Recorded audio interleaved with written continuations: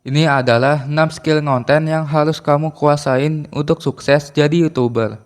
Dan tentunya saya bakal bahas semua skillnya di video kali ini. Jadi tanpa banyak yaping, langsung aja kita masuk ke pembahasan videonya.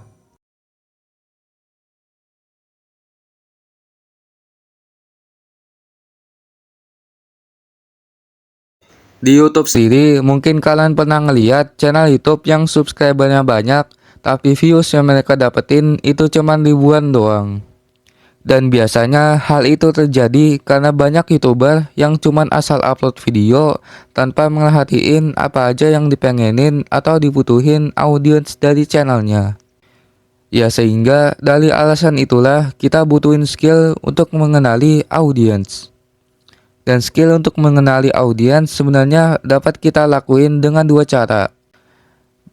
Baik yang kita lakuin secara langsung maupun tidak langsung.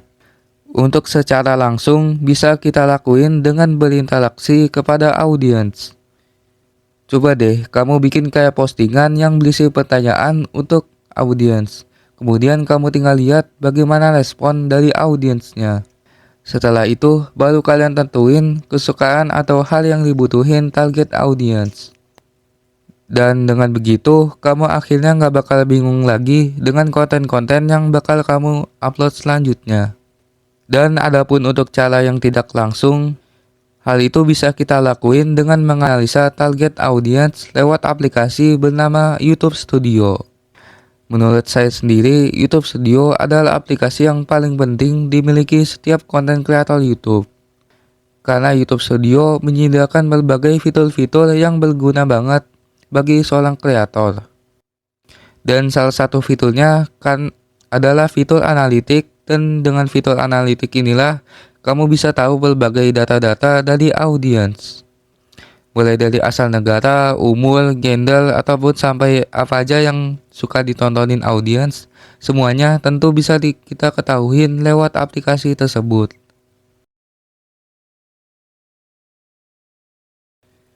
Jadi, untuk skill kedua yang bakal kita bahas kali ini memang agak mirip dengan skill yang pertama. Kalau skill yang pertama, kita itu harus tahu tentang menganalisa audiens, sedangkan untuk sekarang kita bakal bahas skill dalam menganalisa data. Dan pada dasarnya, kemampuan kita dalam menganalisa suatu data terbagi menjadi dua, yaitu yang pertama skill dalam melakukan riset ide konten atau istilah kerennya juga disebut riset outlier, dan untuk skill yang kedua disebut evaluasi konten. Dan tentunya kali ini kita bakal bahas dari skill riset ide konten. By the way, bagi kalian yang udah lama belajar dari YouTuber, mungkin kalian udah pada tahu tentang arti dan fungsi dari riset ide konten. Tapi sebagian besar dari kalian mungkin masih pada bingung tentang cara lakuin riset ide konten. Karena memang banyak guru-guru YouTube yang cuman banyak hyping, tapi mereka nggak benar-benar ngajarin riset ide konten secara benar dan detail. Dan oleh karena itu, kali ini saya bakal ajarin riset ide konten secara lengkap berdasarkan ilmu yang saya dapetin dari channel Last Minute Creator. Jadi, ya terdapat 3 hal yang harus kita analisa dalam ngelakuin riset ide konten. Yang pertama adalah demand atau permintaan. Dan yang dimaksud dengan permintaan atau demand di sini adalah seberapa banyak jumlah orang yang mencari tahu suatu topik. Kemudian yang kedua adalah supply. Adapun untuk maksud dari supply adalah seberapa banyak jumlah konten yang ngebahas suatu topik. Dan yang terakhir atau yang ketiga adalah views per hours atau yang biasanya disingkat VPH.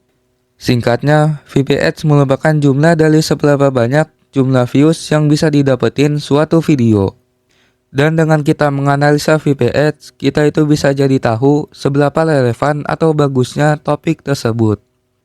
Kalau misalkan di suatu topik video-video ternyata videonya udah banyak yang VPH-nya itu rendah, itu artinya udah nggak banyak orang lagi yang mencari ide konten tersebut.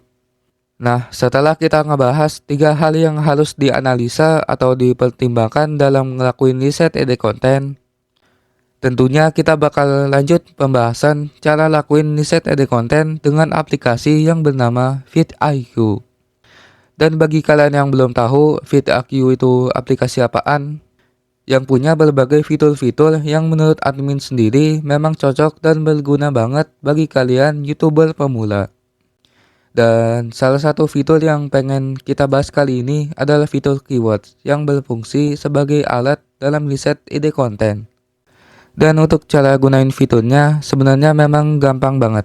Pertama, kalian tinggal ketik aja tentang ide judul video yang menurut kalian bagus. Terus kalian search ide judul yang kalian ketik tadi.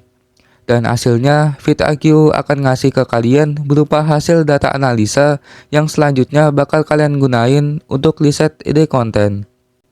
Dan bagi kalian yang nanya juga, Min, gimana sih cara menilai suatu ide dikatakan bagus atau nggak bagus? Emang hal apa aja sih yang harus dinilai dari suatu ide konten? Well, untuk jawabannya sih sebenarnya memang baru aja pengen admin bahas sekarang. Jadi ya terdapat 3 hal yang harus dinilai dari suatu ide konten. Pertama, demand atau search volume yang banyak. Ingat, ide dari topik konten nggak bakal dibilang bagus kalau nggak banyak orang yang cari konten kayak gitu. Karena semakin banyak orang yang cari ide kontennya, semakin gede juga potensi views yang bakal kita dapetin. Kedua, supply atau competition yang sedikit. Dan pertanyaannya, kenapa harus sedikit? Emang kalau supply kontennya banyak, itu bakal kenapa? Well, kalau kita balik ke definisi dari supply adalah seberapa banyak jumlah konten yang ada di suatu topik konten. Yang berarti semakin banyak jumlah kontennya, maka semakin besar juga persaingan kontennya. Ketiga, VPH atau views per hours-nya harus tinggi. Ketika kamu ngeliatin konten-konten dari YouTuber lain, coba kamu perhatiin jumlah views atau VPH yang bisa didapetin dari videonya. Kalau misalkan VPH-nya itu rendah, coba cari ide konten yang jauh lebih baik VPH-nya. Dan kalau misalkan udah ketemu konten yang VPH-nya banyak, coba kamu gunain ide konten tersebut untuk video yang bakal kamu upload. Dan sedikit disclaimer, sebelum kita lanjut ke pembahasan evaluasi konten, admin pengen bilang aja kalau sebenarnya walaupun kita itu udah nemuin ide konten yang bagus karena udah ngelakuin riset ide konten, tapi kalau kontennya memang gak menarik, views yang didapetin tentu masih sedikit. Karena memang yang paling penting itu bukan dari seberapa bagus ide kontennya, melainkan dari seberapa menariknya kita ngebawain konten tersebut. Dan ya, setelah kita banyak ngebahas sana-sini tentang ide konten, sekarang waktunya untuk ngebahas evaluasi konten. Singkatnya, evaluasi konten adalah suatu skill analisa untuk menilai seberapa bagus atau buruknya performa konten yang udah kita upload. Sebagai seorang YouTuber, kita memang pastinya sering ngalamin konten yang kadang-kadang rame dan kadang-kadang sepi juga. Dan oleh sebab itu, kita perlu ngelakuin evaluasi konten untuk mencari tahu penyebab atau alasan kenapa konten kita ada yang sepi dan kenapa ada yang rame. Terus untuk evaluasi konten, kita itu butuhin aplikasi YouTube Studio. Dan YouTube Studio sendiri memang banyak banget hal-hal terkait evaluasi konten yang harus kita pelajarin. Sehingga kalau dari kalian yang pengen saya buatin video khusus tentang evaluasi konten, mungkin kalian bisa tulis aja di kolom komen. Karena ya kalau dibahas di video kali ini sekalian, ya pastinya videonya durasinya bakal kepanjangan. Adaptabilitas atau kemampuan kita dalam beradaptasi memang bisa dibilang sebagai salah satu life skill yang penting banget. Karena pada faktanya segala aktivitas atau pekerjaan manusia sehari-hari butuh yang namanya adaptasi.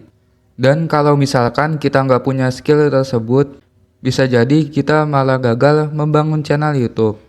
Dan jangankan membangun channel YouTube doang, di dunia nyata aja udah banyak orang yang susah cari kerja gara-gara mereka yang nggak bisa beradaptasi dengan dunia kerja yang memang penuh dengan persaingan. Sehingga kita bisa ngambil suatu kesimpulan bahwa kemampuan dalam adaptabilitas atau beradaptasi memang penting banget. Ya terutama dalam profesi seorang YouTuber yang bakal kita bahas juga. Jadi dalam profesi seorang YouTuber itu butuh beberapa skill adaptasi kayak beradaptasi dalam belajar menguasai cara kerja aplikasi-aplikasi konten, belajar tentang skill-skill konten jadi YouTuber, dan juga beradaptasi tentang cara menarik perhatian penonton. Dan ngomong-ngomong tentang menarik perhatian, sebetulnya kita juga bakal sedikit ngebahas tentang skill menarik perhatian penonton pada pembahasan skill yang keempat. Kalau kamu pengen bikin konten yang menarik bagi banyak orang, penting banget buat kalian untuk belajar skill menarik perhatian penonton. Karena dengan skill inilah kamu bakal jadi lebih gampang untuk ngedapetin banyak views. Dan buat kamu yang pengen belajar lebih dalam soal skill menarik perhatian penonton, kamu bisa tonton aja beberapa video channelnya admin yang udah ngebahas cara menarik perhatian penonton secara lengkap. Mulai dari unsur-unsur menarik perhatian maupun sampai prinsip-prinsip atau cara ngebikin judul, thumbnail, dan juga hook yang kelihatan bagus, semuanya tentu udah admin bahas secara lengkap. Seperti yang udah kalian tahu pada pembahasan video-video sebelumnya admin, storytelling adalah suatu skill bercerita yang memang udah cukup banyak dibahas oleh channel-channel YouTuber pemula. Bahkan banyak orang yang bilang storytelling merupakan skill yang harus dimiliki bagi setiap konten kreator. Ya walaupun storytelling cuman skill bercerita, tapi jangan salah sangka, karena skill inilah yang bisa bikin konten kita menjadi jauh lebih baik. Narasi video kita yang mungkin awalnya biasa aja, bisa menjadi narasi yang kelihatan nggak biasa dengan kemampuan storytelling. Dan adapun dengan kalian yang pengen belajar lebih dalam soal storytelling, kalian bisa searching aja beberapa video lain yang ngebahas storytelling. Ataupun bagi kamu yang pengen saya untuk bikinin video selanjutnya tentang storytelling, coba tulis aja pendapat kalian di kolom komen. Konsistensi, satu kata yang sering disalahpahamin banyak YouTuber. Ketika mendengar kata konsisten pada konten-konten yang ngebahas YouTuber pemula, mungkin kebanyakan YouTuber atau kita sendiri pun sering mengira bahwa kalau yang dimaksud dari kata konsisten pada konten, maksudnya adalah kita harus konsisten upload video di channel YouTube kita. Padahal arti sebenarnya dari kata konsisten itu memang jauh lebih luas lagi. Karena arti dari konsisten adalah kita yang harus selalu konsisten dalam ngelakuin berbagai hal yang ada di dunia perkontenan. Dan sebetulnya konsisten upload video hanyalah satu dari sekian banyaknya tugas-tugas atau aktivitas dari seorang YouTuber yang harus dikonsisten. Misalnya kayak konsistensi dalam membangun branding channel, konsisten untuk fokus pada satu niche konten, dan masih banyak lagi. Jadi ya mungkin itu aja yang bisa saya sampaikan di video kali ini. Mudah-mudahan video ini bermanfaat. Dan jika video ini bermanfaat, kalian bisa like dan subscribe channel ini juga. Dan mohon maaf juga kalau misalkan ada kesalahan kata ataupun ucapan yang saya ucapin di video kali ini. Kalau misalkan ada, kalian bisa koleksi aja di kolom komen. Jadi ya udah itu aja. Allahu a'lam bishawab.